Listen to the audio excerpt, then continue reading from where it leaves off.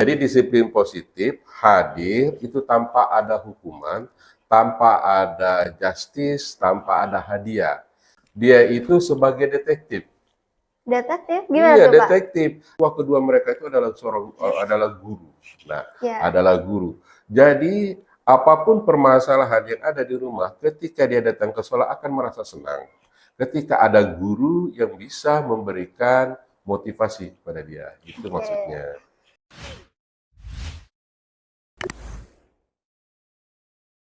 Hai Sobat Semanture, selamat datang di Posentre Podcast Manture bareng saya Feby. Di episode ketiga ini, kita akan mengangkat tema yaitu disiplin positif yang berkaitan dengan persiapan generasi emas Indonesia tahun 2045. Dan kami juga sudah mengundang narasumber yaitu Bapak Kepala Cabang Dimenas, Bapak Supriyanto SPD Bio. Selamat datang Bapak. Selamat datang. Gimana nih kabarnya? Alhamdulillah, sangat luar biasa ini saya lihat podcastnya ini. Berkembang terus. Alhamdulillah. Sekedar informasi aja nih Pak. Ya. Kalau Posentre ini tuh kemarin dibukanya dengan kepala sekolah. Nah, terus episode keduanya itu kita tampilkan debat OSIS. Dan untuk episode ketiga ini kita berkesempatan sama Bapak untuk membahas disiplin positif yang berkaitan dengan persiapan generasi emas Indonesia tahun 2045. Siap. Oke. Dan video sebelumnya juga kita sudah menjelaskan tentang literasi digital dan persiapan generasi emas Indonesia tahun 2045 berkaitan dengan disiplin positif. Oke, siap. Nah, sebelum kita membahas lebih jauh lagi nih, lebih dalam lagi nih Pak. Oke. Yang saya tahunya ini kan disiplin tradisional ya Pak. Kalau misalnya kita datang sekolah, terus kita tuh dihukum gitu. Nah itu kan kita disuruh disuruh dijemur, terus nama kita dicatat di BP dan segala macam. Terus kita tuh disuruh keliling lapangan gitu. Nah, menurut Bapak nih, apa sih itu disiplin positif? Oke, terima kasih. Assalamualaikum warahmatullahi wabarakatuh. Jadi ini yang perlu saya tegaskan, karena di implementasi kurikulum Merdeka, itu ada salah satu item yang dijelaskan di situ tentang disiplin positif. Nah, disiplin positif ini hadir dengan kesadaran. Gimana itu kesadarannya itu dari dalam. Misalnya sekarang, ketika peserta didikmu datang sekolah, harus menggunakan helm. Kalau dia harus menggunakan helm itu karena aturan polisi, itu disiplin biasa. Tapi kalau dia memakai helm, dengan sadar dia memakai helm untuk keselamatan, ini yang disebut dengan disiplin positif itu. Jadi disiplin positif hadir itu tanpa ada hukuman, tanpa ada justice, tanpa ada hadiah. Jadi kalau dia berbuat disiplin, itu karena dari kesadaran hati. Nah, itu yang disebut dengan disiplin positif. Oke, baik. Berarti disiplin positif ini dari kesadaran diri kita gitu ya Pak. Oke, baik. Selanjutnya nih Pak, apa sih prinsip-prinsip dari disiplin positif itu? Kalau prinsip-prinsip disiplin positif kita nih harus tegas. Tegas tetapi harus dengan kasih sayang. Gimana? Apalagi seorang guru loh. Kalau dia menerapkan disiplin positif, itu harus dengan kasih sayang dia. Jadi kita sebagai guru itu harus tepat, tegas di dalam memberikan arahan, tetapi kita tetap menggali apa permasalahan anak itu. Jadi disiplin positif hadir, ya, itu kalau di sekolah itu guru, kalau disiplin biasa, guru di situ itu berperan sebagai polisi. Gimana tuh maksudnya? Kok berperan sebagai polisi? Maksudnya begini, kenapa berperan sebagai polisi? Karena di sekolah ada aturan. Kalau kamu terlambat, maka kamu harus pungut sampah. Maka kamu harus membaca Al-Quran. Dan seterusnya, ada hukuman-hukuman, ada punishment. Tapi kalau di sini, guru disiplin positif itu, dia itu sebagai detektif. Detektif? Gimana tuh, Pak? Detektif. Kalau detektif akan mencari akar permasalahan. Kenapa anak ini bisa bermasalah? Kenapa anak ini sering terlambat? Maka dengan rangkuman seorang guru kepada peserta didik, maka dia akan memberikan jawaban-jawaban, memberikan argumen-argumentasi. Dan guru itu harus siap menerima apapun alasannya. Nah, jadi dengan demikian, anak ini akan merasa bangga, terpercaya bahwa dia merasa dibanggakan dengan adanya komunikasi dua arah itu. Jadi selama ini disiplin yang diberikan itu tidak ada alasan untuk tidak terlambat itu sehingga langsung distrap. Padahal kalau kita lihat anak-anak ini sekarang ini kan banyak masalah. Bayangkan kalau zaman kami dulu itu tidak ada sepeda motor, tidak ada HP. Makanya enak kita datang sekolah tepat waktu. Nih kalau sekarang ini sudah ada HP, sudah ada sepeda motor. Nah keduanya ini berpengaruh. HP mungkin karena dia tidak fresh sama temannya, sama sohibnya, apalagi ada punya pacar. Ini akan mengganggu. Nah, jadi permasalahan-permasalahan seperti ini harus digali oleh seorang guru. Jadi guru itu sebagai detektif. Nah, ketika dia menggali apa permasalahannya, maka diberikanlah solusi. Nah, solusi ini yang menjadi kekuatan bagi peserta didik itu sendiri. Nah, dengan demikian disiplin positif ya, ketika ini sudah berada di dalam jiwa peserta didik, ini akan sifatnya lama. Beda dengan disiplin biasa. Disiplin biasa itu ketika meninggalkan sekolah, tidak disiplin lagi dia di rumahnya obrak-abrik. Tapi kalau disiplin positif itu kesadarannya itu jangka panjang. Dan dia itu akan tetap mengingat bahwa si A guru ini pernah memberikan motivasi kepada saya sehingga saya harus disiplin. Jadi perbedaan disiplin biasa dengan disiplin positif itu sudah jelas. Kalau disiplin biasa hanya pada waktu tertentu saja, hanya ada di sekolah saja, tapi begitu di rumah tidak dia lakukan. Mau sholat tidak tepat waktu mau apa melihat kebersihan. Nah, kalau dia sudah disiplin positif, begitu digali oleh guru, maka timbullah kepercayaannya dia. Begitu timbul kepercayaan, maka dia tidak akan mengulangi lagi. Oh, alasan apa lagi yang harus saya berikan? Seandainya kalau saya terlambat lagi. Nah, inilah yang trik-triknya itu. Seorang guru itu harus tegas, ya, tegas di dalam memberikan penguatan sehingga disiplin itu dapat berjalan dengan baik. Berarti peran guru sangat penting ya, Pak? Iya, sangat penting karena orang dewasa ini kan kehadiran orang dewasa dengan pemuda jelas. Di situ ada tempat mengadu. Anak ya selama ini kan tidak ada tempat mengadu. Nah, ketika dia datang ke sekolah, orang tua kedua mereka itu adalah guru. Nah, adalah guru. Jadi apapun permasalahan yang ada di rumah, ketika dia datang ke sekolah akan merasa senang. Ketika ada guru yang bisa memberikan motivasi kepada dia, itu maksudnya. Jadi disiplin positif ini berarti usahanya guru untuk melakukan pendekatan kepada siswanya gitu ya, Pak? Iya, bisa jadi seperti itu, yaitu memberikan kepercayaan sehingga siswanya itu agar termotivasi. Termotivasi, gitu, Oke, siap. Siap. Selanjutnya nih Pak, pertanyaan ketiga. Gimana sih cara menerapkan disiplin positif itu? Nah, cara menerapkan disiplin positif ini memang ya, karena disiplin positif ini adalah mungkin disiplin yang paling tinggi daripada disiplin biasa. Gimana tuh? Nah, cara-caranya itu harus ada kerjasama, kolaborasi. Kita menyepakati ya, kita menyepakati misalnya sekarang masuk ruang kelas ya, itu 15 menit sebelum dimulai itu kelas sudah dalam keadaan bersih. Nah, yang melanggar dia dengan sadarnya dia akan memberikan pelayanan, misalnya kita memberikan pelayanan kepada apa saja yang diminta oleh sekolah di kelas itu, dia harus memberikan. Jadi caranya kita memberikan untuk disiplin positif itu harus ada kerjasama dulu. Harus ada kebersamaan, di situ kita sepakat.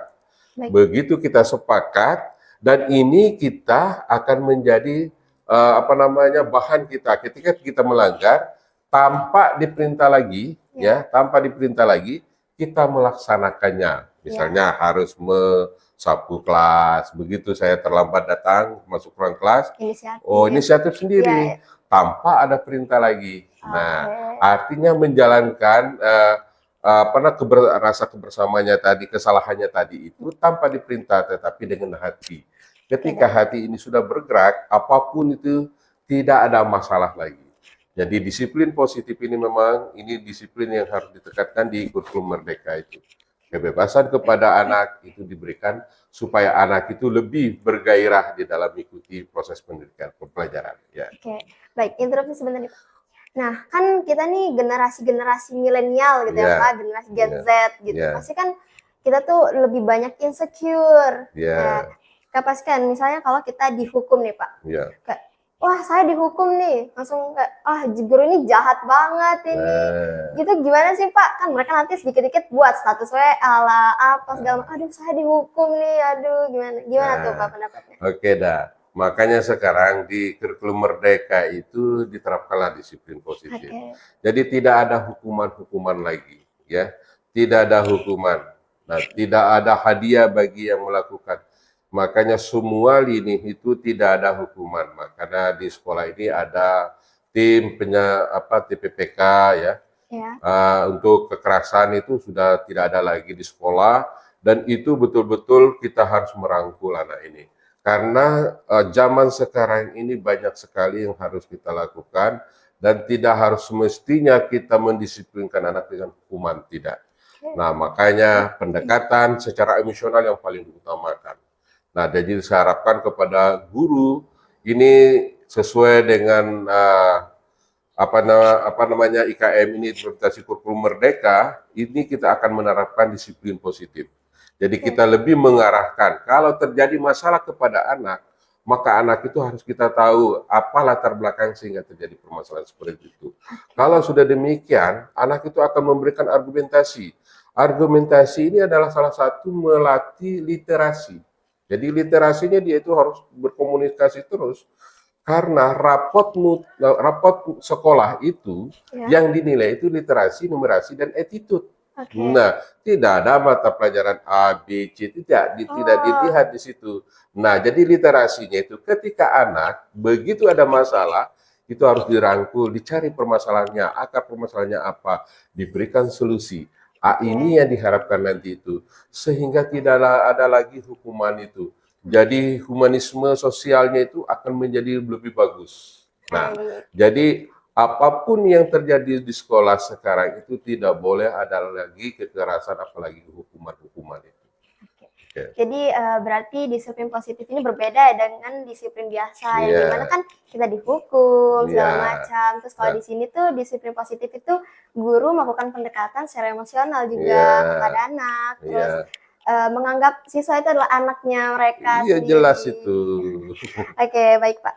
Nah, kita kan sudah menjelaskan tentang cara menerapkan nih Pak. Pasti ada tantangan-tantangannya nih Pak. Gimana tuh? Apa sih tantangannya itu? Setiap permasalahan, setiap apa yang kita lakukan itu pasti ada tantangan. Ini tantangan itu bukan harus dihindari. Justru setiap ada tantangan ini harus dihadapi. Nah, di dalam menerapkan disiplin positif tentu ya harus ada kita lihat situasi dan kondisi di mana posisi anak itu kita menerapkan, dan ini harus dengan jiwa yang besar kita menghadapi ini. Tantangannya jelas ya, karena anak-anak zaman sekarang ini ya itu jelas ada yang nakal dan lain sebagainya. Namanya peserta didik atau anak-anak ini kalau tidak nakal, dia itu akan dalam rangka mencari jati diri. Nah, dan kita harus pahami di situ. Nah, tantangan-tantangan ini kita akomodir, kita coba buat satu rangkuman sehingga kita bagaimana mengantisipasi ini. Harus seorang guru itu harus bisa mengintervensi menginventaris semua permasalahan. Nah, sehingga kalau ada tantangan-tantangan, ada solusi yang harus diberikan. Nah, jadi tantangannya sudah jelas, sedangkan disiplin biasa aja banyak tantangan, apalagi disiplin positif. Jadi disiplin positif ini kan lebih setingkat daripada disiplin biasa yang perlu diterapkan dengan aturan-aturan. Nah, kalau dia ini sudah tidak ada aturan, tetapi memang kesadaran. Nah, jadi kecerdasan sosial itu akan lebih tinggi. Jadi tantangan-tantangan yang akan kita hadapi untuk menerapkan disiplin positif ini sangat berat sekali. Karena harus banyak kita membaca situasi dan kondisi. Jangan kita hanya menerapkan apa yang sudah ada, tetapi kita harus melihat perkembangan anak. Nah, jadi perkembangan anak ini yaitu di mana di dalam implementasi kurikulum Merdeka Ya. itu ada yang disebut dengan diferensiasi, pembelajaran diferensiasi. Apa itu, Pak? Pembelajaran diferensiasi itu yaitu berfokus pada setiap anak. Kalau dulu proses pembelajaran itu klasikal, sekarang ini dilihat kemampuan dari masing-masing anak. Nah, jadi anak itu tidak akan sama si A, si B dengan si C itu. Jadi permasalahan yang dihadapi akan tetap berbeda-beda. Nah, sehingga tantangan A, B, dan C tidak akan sama. Nah, sehingga dengan demikian seorang guru bisa melihat sejauh mana anak-anak yang bermasalah itu. Jadi anak-anak yang bermasalah itu adalah anak-anak yang mungkin dilatar belakangi lingkungan keluarga yang broken dan lain sebagainya. Dan ini harus dipahami. Kehadiran seorang guru ini akan memberikan gambaran yang sangat kuat kepada dia, akan memberikan motivasi yang seperti itu. Oke, berarti broken home itu bisa memiliki pengaruh besar gitu ya, Pak? Jelas itu. Jadi kalau broken home itu ketika orang tua tidak akor ya, itu akan berimbas kepada anak. Kepada siapa lagi dia akan mengadu bagaimana perasaannya ini. Kehadiran seorang guru di situ akan memberikan kesejukan bahwa si anak ini masih ada orang yang memperhatikan dia ketika orang tuanya tidak akur, tidak ada dan lain sebagainya. Oke. Berarti tantangan-tantangan ini banyak sekali ya Pak, karena kan zaman sekarang itu anak-anak pada nakal gitu ya. Jadi lebih guru itu lebih memahami lah gitu. Masalah anak-anak kan berbeda-beda gitu, sifat-sifatnya juga nggak sama. Iya. Jadi itulah. Jadi kalau kita lihat fungsi dari guru ini kan mendidik. Kalau mengajar mungkin persentasenya agak berkurang, tapi mendidik sesuai dengan dinas pendidikan kan. Jadi kalau dinas pendidikan artinya mendidik lebih banyak. Jadi mendidik ini menjadi merubah perilaku yang tidak baik menjadi baik sehingga lama-lama akan berkarakter. Ketika dia berkarakter dan ini akan menjadi anak yang siap pakai dan siap bertarung di masa yang akan datang. Oke, kita lanjut ke pertanyaan yang terakhir ya Pak. Selanjutnya adalah apa sih manfaat disiplin positif itu bagi anak? Terus dan kaitannya apa dengan persiapan generasi emas Indonesia 2045? Wah, ini sangat luar biasa ini. Yang jelas disiplin positif bagi anak ini sebagai modal ya. Jadi modal kita ini di dalam hidup itu adalah disiplin. Ketika kita sudah disiplin dengan sadar kita melakukan semua yang kita lakukan dengan sadar, maka dengan sendirinya sebagai patokan awal ketika akan kita bergerak ya kemanapun dimanapun kita hidup nantinya.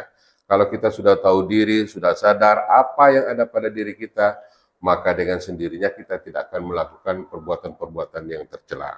Nah, oleh sebab itu dalam persiapan generasi emas 2045 ya, kalau disiplin positif itu sudah ada di setiap peserta didik atau di setiap anak-anak, tidak usah kita tunggu lagi 2045 itu.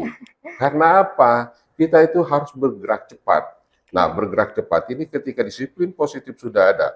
Coba lihat negara-negara yang sudah melaksanakan disiplin positif. Seperti Jepang. Pada waktu permainan sepak bola tingkat dunia kan kemarin itu, Jepang kalah sambil menangis harus pungut sampah, membersihkan arena tempat dia nonton ini. Ini adalah salah satu disiplin positif. Dalam keadaan terpuruk pun dia masih mau budaya sampahnya itu dia. Nah, ini orang-orang yang sudah betul-betul sadar. Dalam keadaan terpuruk dia masih bisa bangkit untuk membersihkan areal. Nah, sehingga Jepang itu di negara yang sangat luar biasa itu tentang disiplin positifnya itu. Karena disiplin positif itu ketika dia lahir dari budaya, ini akan menjadi karakter. Nah, inilah yang akan dipersiapkan kepada anak-anak. Ketika disiplin positif sudah ada, dengan sendiri ilmu pengetahuan itu akan masuk dengan cepat. Dia itu akan sudah tidak ada lagi memikirkan tentang bagaimana ini adalah kecerdasannya itu akan terukir terus dengan adanya disiplin positif sebagai fondasi awal dari peserta didik.